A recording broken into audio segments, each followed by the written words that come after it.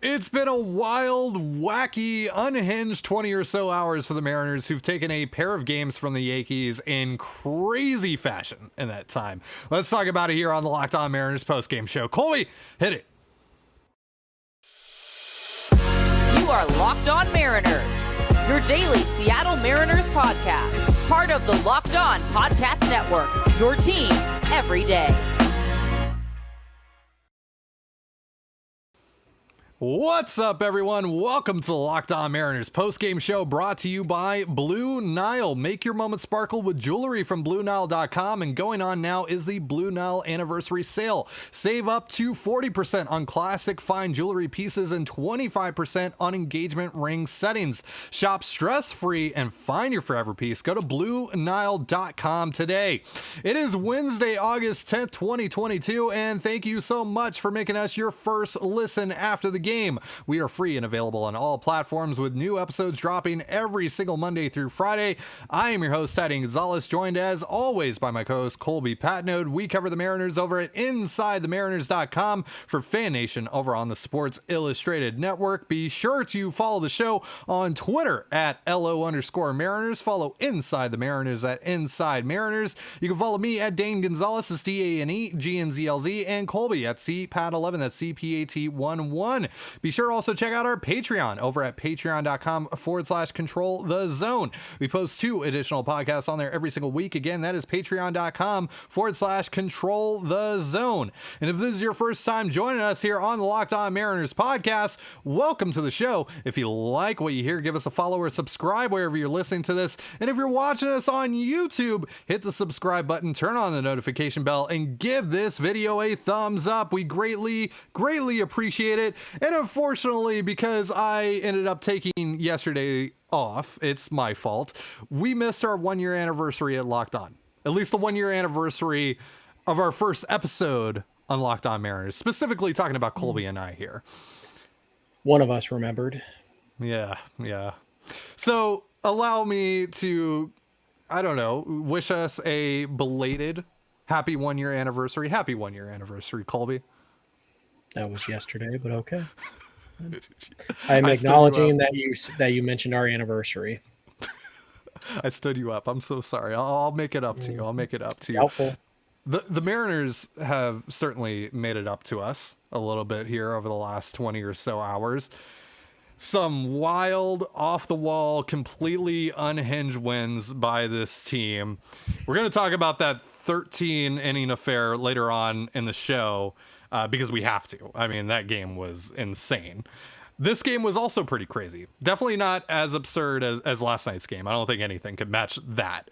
But from the bottom of the 6th onward, this game was off the rails. Sam Haggerty broke up a no-hit bid by Nestor Cortes Jr. with a rocket down the left field line for his 4th home run of the season, because, of course, Sam Haggerty, known power hitter, coming through with another home run. But then after that, Robbie Ray, after throwing 96 pitches through 6 scoreless innings, was sent back out, surprisingly, for the 7th, and ended up going up to a season-high 115 pitches. And unfortunately, on his 115th pitch, he gave up a 2-run home run to Kyle Higashioka. And then Aaron Judge followed that up with his 45th home run of the season off of Penn Murphy. And at that point, it was 3-1 Yankees. And I'm thinking to myself, okay, you know, the Mariners, given their offensive struggles after the last few days, they're not going to be able to claw their way back into this game. And that's okay. You know, they'll go through this 20-game stretch, 9-11, you know, whatever. You know, you still feel good about yourself. You're still in a wild card spot no matter what happens. You know, it doesn't really matter in the grand scheme of things. Plus, you split the season series with the Yankees. But wait just a moment, because the Mariners immediately claw their way back into this game. Mitch Haniger with an RBI single, and then Carlos Santana, of all people, snaps his 0-for-17 skid with a 2-run home run. And you know, the last time he got a hit, it was also a home run against the Yankees. Really, all Carlos Santana does is hit home runs, and hit home runs that put the Mariners in a lead, that helped them complete a comeback. And he did so again today. The Mariners hold on for a 4-3 win.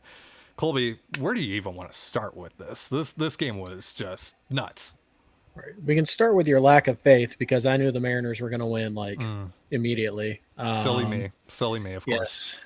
I mean, had you not watched the previous 20 innings of the Mariners offensive juggernaut attack this Yankees pitching staff, and you weren't you weren't filled with confidence. Yeah, I mean, it's tough to say. Like, it's tough to separate the two games, right? Because they were both crazy games, and obviously yesterday or last night's game was probably the game of the year in Major League Baseball. I really doubt anything's gonna, regular season wise at least, anything's gonna top that.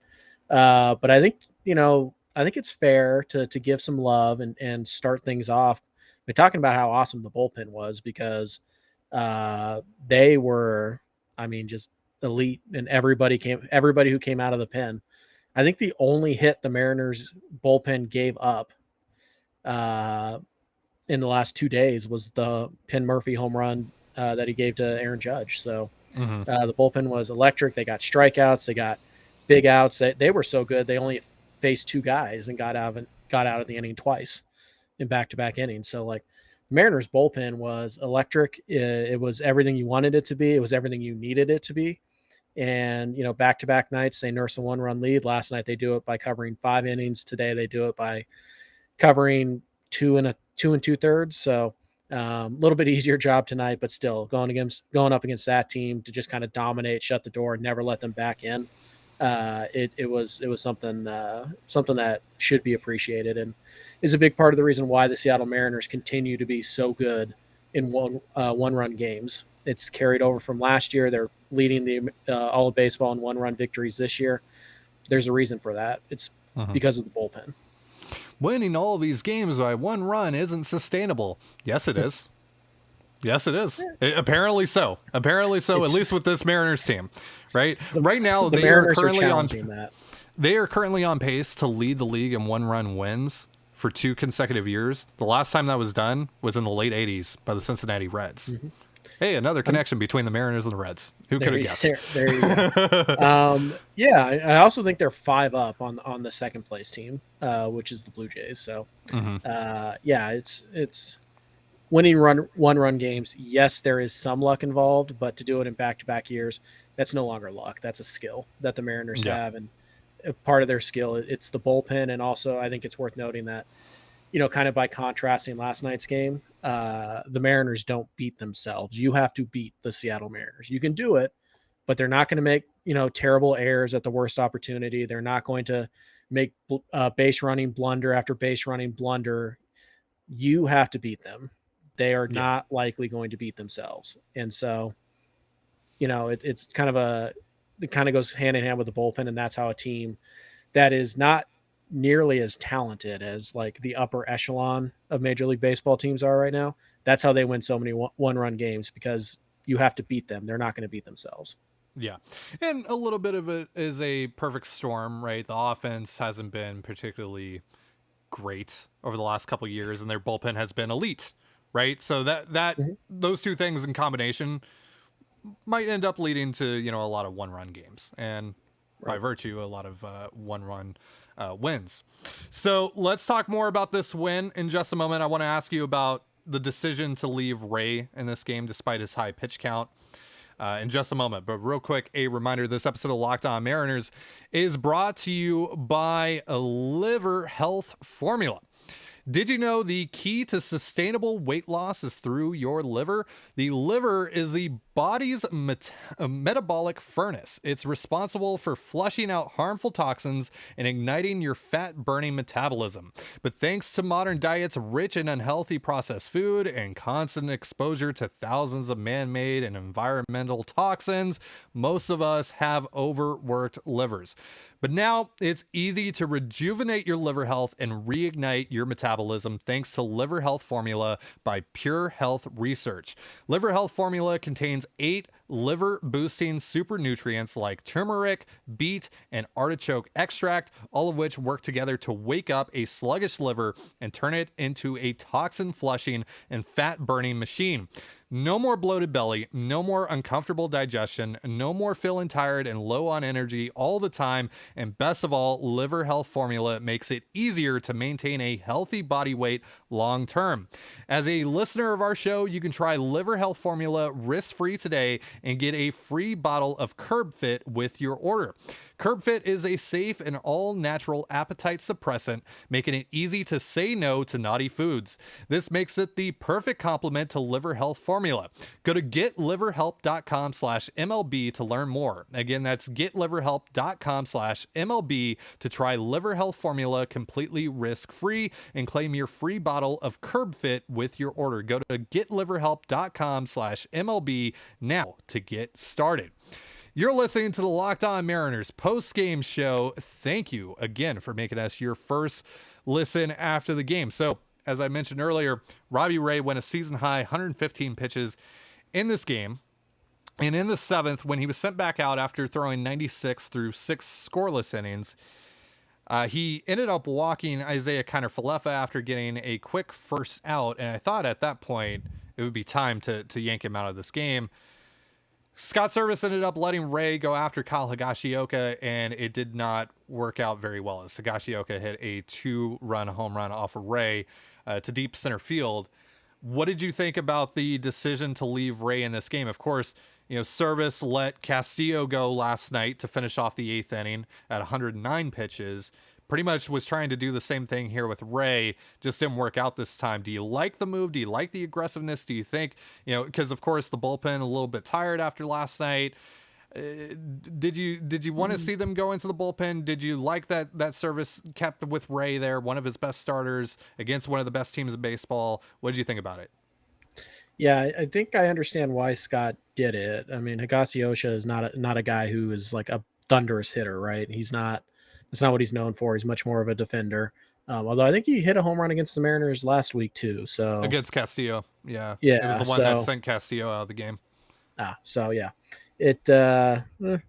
but I don't love it simply because Ray had walked the guy previous.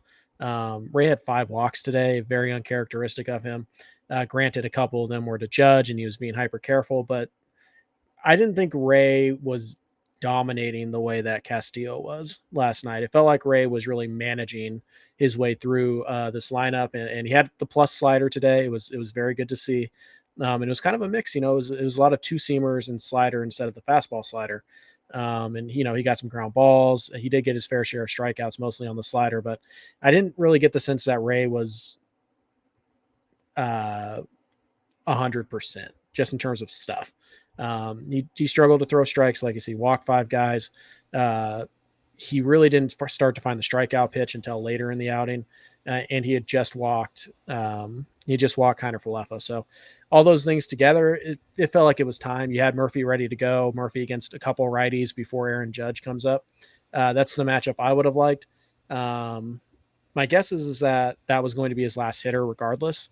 Mm-hmm. But it's one of those decisions where it's like, I get what Scott was doing, but it almost felt like it was like, I gave Castillo that shot, so I have to give Robbie Ray that shot. And it's just not true because Castillo was better than Ray, and Ray, Castillo threw fewer pitches to get through 8 than Ray threw to get through 6. So it's just one of those things where it's like, I get it, but I'm not a huge fan of it. The bullpen, yes, it was tested, but you had the day off tomorrow. And most of the guys in your bullpen didn't throw a tremendous amount of pitches last night. I think the only 2 guys who were actually down for this game, probably Munoz, because he'd thrown 3 of the last 4, and Brash because he had went multiple innings. Everybody else, I bet, was available today. So sure, didn't love it, but I understand why he did it. And, it ultimately didn't become a factor. So, yeah, I didn't like it, but I can understand it. I can wrap my head around it. I can wrap my head around the decision, and mostly because of the matchup, right? It's Kyle Higashioka. It's not Aaron Judge. It's not DJ LeMahieu.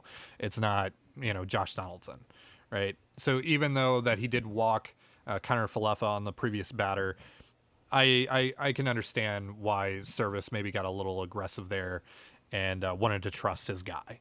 One of the better starting pitchers in baseball, of course. Just didn't work out. And, fortunately, as you said, it didn't impact the game whatsoever. Ray ends up getting a no decision and was pretty solid overall for the day. Did have the 5 walks, but had some pretty good stuff throughout this day at times. And 7 strikeouts, 11 whiffs, really, really used the sinker and slider. The 4-seamer was almost non-existent. He only threw it 20 times out of 115 pitches. We also saw the knuckle curve again a couple times here and there. So kind of interesting there. But yeah, so fine day overall for Ray. Not his best, not his worst, though. Certainly. The Mariners also made a plethora of roster moves before today's game. Dylan Moore activated from the 10-day IL with back spasms. And Kyle Lewis, who did not pinch hit last night and has not played for the last couple days and has looked utterly dreadful since being activated from the IL, was sent down, just optioned back down. I thought maybe there was going to be an IL stint there. Nope. He's just going back down to AAA Tacoma. And then Diego Castillo, who we saw today, had a solid scoreless inning, struck out 1. He got brought back up today, and Brennan Bernardino was sent down. So the Mariners, with Bernardino sent down and Ryan Baracchi on the IL, no longer have a lefty in their bullpen right now, which is really weird for Scott Service. How is Scott Service going to survive without a southpaw in his bullpen? How will Scott Service manage without a mediocre left-handed pitcher in his bullpen? Oh, no. It's just fact at this point that your 8 best guys, they're righties. All of them. They're righties. Probably guy number 9, 10, 11, 12, 13 are also righties. So, yeah, just live with it, Scott. Also, speaking of that, Chris Flexon, who we saw warming up in the bullpen last night, I think he was going to get into the game if they went to a 14th inning, has officially been moved to the bullpen. So the rotation now is Robbie Ray, Logan Gilbert, Luis Castillo, George Kirby, and Marco Gonzalez. So that's what it is. So now we know. Now we know how this all works out. So what do you think about the move to go Gonzalez over Flexon in the rotation?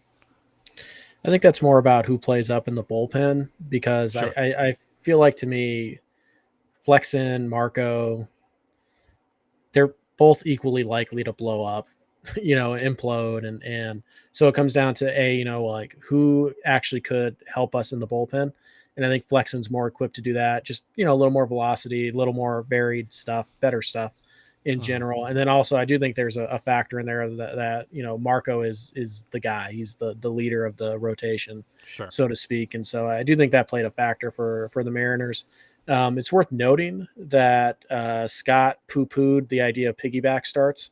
It sounds like they're going to roll with Kirby, just, normal, at least for the next little while. I do imagine that Flexon will get a start or two in the next few weeks, just simply, maybe they skip Kirby one day, or maybe it's like, hey, we have an opportunity to get Luis Castillo an extra day rest.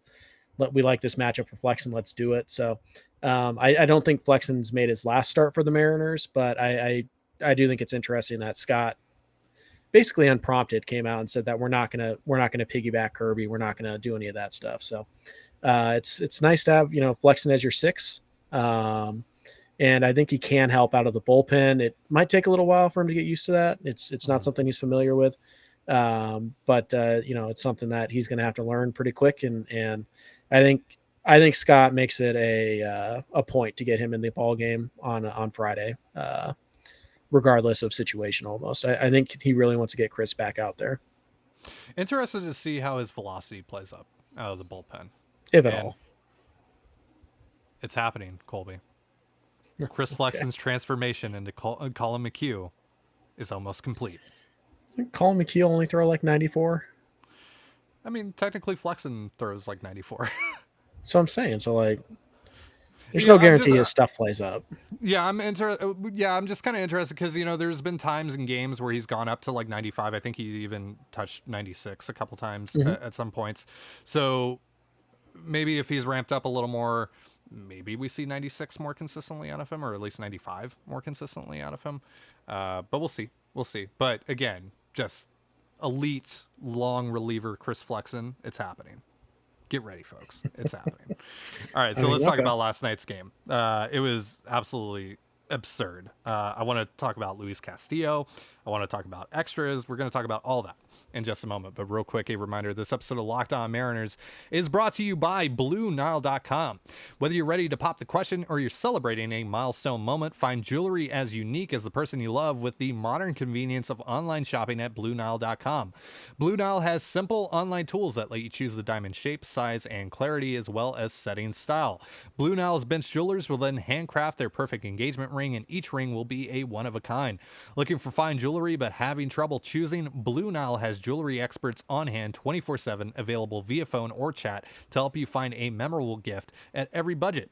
Make your moment sparkle with jewelry from BlueNile.com, and going on now is the Blue Nile Anniversary Sale. Save up to 40% on classic fine jewelry pieces and 25% on engagement ring settings. Plus, every order is insured, ships free, and arrives in discreet packaging that won't give away what's inside. Shop stress-free and find your forever piece. Go to BlueNile.com today.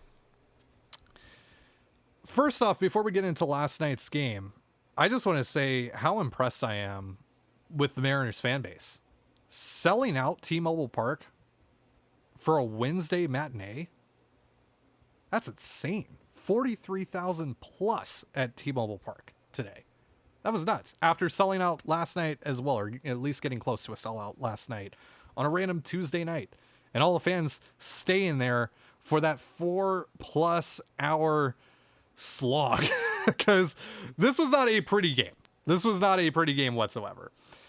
Pretty from the pitching side of things. Pitching was elite. This was an elite pitching matchup. You got two of the best bullpens in the league, plus Garrett Cole and Luis Castillo just trading blow for blow. And Castillo, I mean, this was everything you paid for and then some. This was, I mean, he went toe-to-toe with Garrett Cole. And hell, even though that both pitchers didn't allow a single run, I'm just going to say it. I think Castillo was just that much better than Garrett Cole last night. He goes 8 innings of work, 7 strikeouts, was able to push it to 109 pitches, a season high for him, and was able to finish off that 8th inning in masterful fashion. How could you not get fired up about that if you're a Mariners fan? This is his home debut. This is your ace now, your rotation ace, who you just traded for. This is your big deadline acquisition, and he comes in there and dominates one of the best lineups in baseball, albeit without Giancarlo Stanton, but this was... You would have gone 0 for 4 with 3 strikeouts anyways. Of course. This was just insane. I mean, how impressed were you with Castillo last night? He was okay. The funny thing about Castillo, though, it's, well, a couple of things here. This was his 3rd start in a row against the Yankees. He dominated them in all 3 starts. This might have been his best. The other thing is that his next start will be on Monday against Shohei Ohtani. So, just Mariners debut, Garrett Cole, Shohei Ohtani. Awesome. That's why you go out and you get this guy, though, right? So you can maybe win some of those games that otherwise you probably don't. So, and the other thing I would say is that I don't even think we've seen Castillo with his best changeup yet. We've seen a lot of sliders, a lot of 2-seamers from Castillo, and it's been, very effective. And while we have seen some good changeups, we haven't seen him with the changeup from the first pitch to the last pitch, which is something he can do. So I think the strikeouts are going to go up. I think we're going to see even more ugly swings because I still don't believe he's really had the changeup since he's come over to Seattle. And the changeup has been his best pitch. It's still good. He still has thrown it, enough, and it's looked good, but it's not his best. Like, he's still got another gear there in the changeup. So to me, Castillo, amazing last night. It's a guy that seems to be like a perfect fit for your clubhouse and for the culture and all that stuff too. And it's just a guy that you seem to want around. You want to build around. And so I think this is not going to be a 1.5 year engagement between these two. I think they're going to get something done long term here, probably in the winter, maybe during spring training. I doubt it happens in season. But this guy looks like there's another gear there still. The Mariners pretty good at developing pitching, even veteran pitchers. So I wouldn't be surprised if the Mariners get it out of him. And Castillo is just, he's the perfect fit. He was the perfect player at the perfect time to go out and get. Jerry paid the freight. He wasn't afraid of it. And he's worth every penny. And, Noelvi Marte could go win 8 MVP awards. Still made a good trade. Because Castillo is the guy who's going to anchor your bullpen or your rotation for, at least the next 2 playoff runs. And my guess is eventually more than that. So, that's kind of the scary thing is that I'm not sure we've seen 100% Luis Castillo yet. Mm-hmm. So the Mariners had 4 opportunities to walk this game off from the 9th through the 12th innings.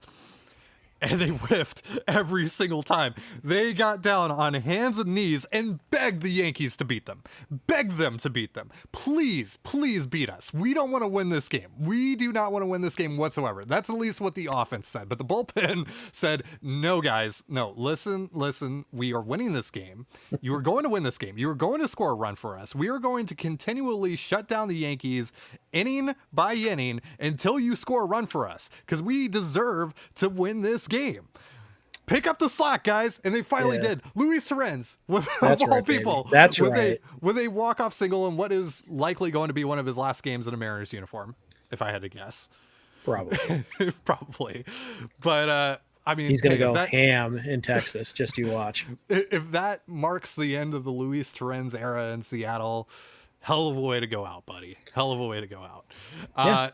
This ball. The Mariners, by the way, should send a thank you note to the Yankees for their base running last night, and also AJ Preller for the lovely additions of Matt Brash and Luis Castillo. So yes, nobody does it alone, and the Mariners are good teammates. So good job, guys. Good job. So this bullpen was nasty last night. And of course, like you said, it got some major help from the Yankees, who went full galaxy brain stupid on the base pass last night. It was insane, some of the stuff that they did. And the Mariners will take that all day long. But that should not discredit what this bullpen was able to accomplish in extras, not allowing a single run, not even allowing a single hit last night. Paul Sewald, Andres Munoz, by the way, was just, I mean, there isn't even a word to describe what Andres Munoz was. Like, he was disgusting last night. Absolutely disgusting last night. But Andres Munoz, Paul Sewald, Matthew Festa, and Matt Brash, I mean, you got to give it up here. This was, I mean, you look at the pitching staff as a whole, including Castillo as well in this. 14 strikeouts, 4 walks, no runs allowed. Considering the circumstances, considering the opponent, considering the numerous amounts of tight ropes this team had to walk last night, this had to be one of the most impressive, pitching performances I've ever seen from an entire pitching staff. This was ridiculous what they were able to do last night. Right. Also, they only gave up 6 hard hit balls all night. Yeah. And I think only 2 of those were hits. So it's one of those things where this probably the second most impressive pitching performance in Mariners history. I still think, Felix's perfect game is probably number one. It's tough to beat a perfect game, but the Mariners were essentially perfect through 14 innings against a juggernaut offense. And it's just 13 innings, 13 innings.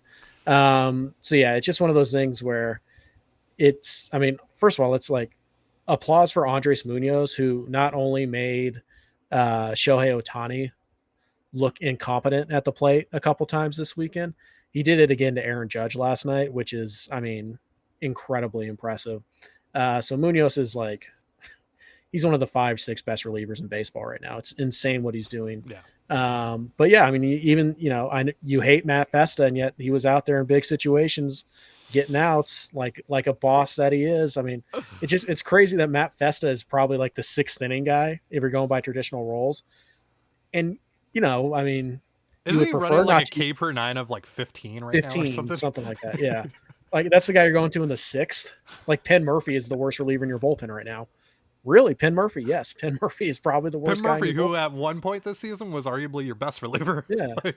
Maybe it's Matt Brash, and certainly there's still some consistency issues, but how about Brash? Bases loaded, 1 out, and he goes strikeout, weak ground out, amazing for a guy in that situation. Got away with a slider there, hanging slider there to Torres a little bit, but it's everybody does here and there. So you need a little bit of luck sometime, but I'm so happy for Matt Brash, man. This was such an awesome outing for him. Now, over his last 6 outings, he hasn't given up a run. He's looked a lot better. He struck out 10, walked 3, one of those, of course, being an intentional walk to Aaron Judge last night. But this, that was just insane. And, of course, the behind-the-back pick that he made. Yeah. Nuts. Just good play. Nuts play. Yeah. Good play. The worst of the base running, I think, from the Yankees, which is saying something. Yeah, it's just one of those things where it just the highs and lows of like, oh, this game's over, to, oh wow, look, we're gonna win, to, oh no, I can't believe Well, you blew because that. it's the Yankees. Like last Yeah. night, every time the Mariners missed out on their opportunity in extras, where they just needed to score one run. They just had to get a guy from second Right. to score, and they would have won that game. And they just they continually just failed at it. But when Equal that happened, I'm opportunity just thinking failure. like. And when that happened, every time that happened, I'm just thinking to myself, well, it's the Yankees, especially the time where it was Yeah. like, okay, the top of the order is coming up now. Yeah, like There's no way. You're telling me that DJ LeMahieu, Aaron Judge, like those guys aren't going to be able to get a runner over from second? Really? nope, they were not. So Yeah, they were not. it was so crazy, and it's fitting that Torrens is the guy who drives it in because I mean, think about Jesse Winker and Kyle Lewis obviously not available yesterday because the Mariners forfeited the DH rather than put either of those guys in right field. Like, They should have let wow. Brash hit. They should have let Brash hit. Probably for not, the memes. but For the I mean, if any hitter or any pitcher is getting that bat for me, it's Marco. But yeah, it's like those guys weren't even available, and they forego the DH, which actually was kind of genius by Scott because, well, pitcher spot was the last out.